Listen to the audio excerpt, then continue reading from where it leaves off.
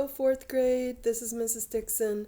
I just thought I'd give you a quick mini lesson on the absence and presence of parallel lines and perpendicular lines.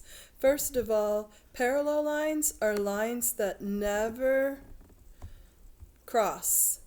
So if you are thinking about two lines, they go on forever and they never intersect. And that is how you know you have parallel lines. One of the things that I suggest if you're looking at a shape and you're trying to decide if it has parallel lines is to actually draw on it. You could draw on it with your finger, you could draw on it with like the stylus that I'm using up here, the scribble line. And notice these lines would go on forever. If you try the other two, you'll notice that they will not go on forever. They actually, if you extend the line, will intersect. As you can see, as I'm pulling and drawing these forward, it intersects right here.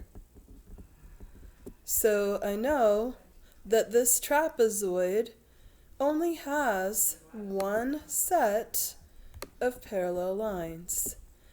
And the symbol for parallel lines is kind of like a sideways V.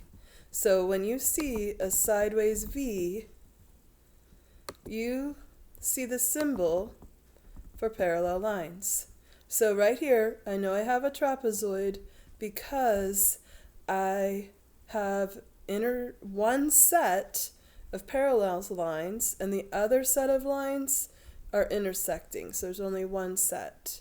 If I look over here at this parallelogram, you'll notice that this, if I go ahead and use my scribble tool to make more line, actually has two sets of parallel lines.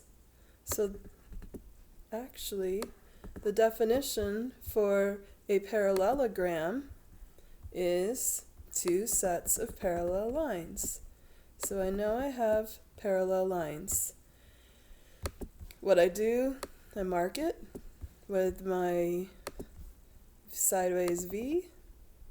If I have two sets of parallel lines, I make double V for one pair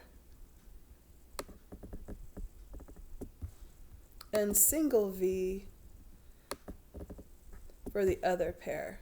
So you might have seen some of these symbols on things like Dreambox or Ed Galaxy, and those are what those V symbols mean.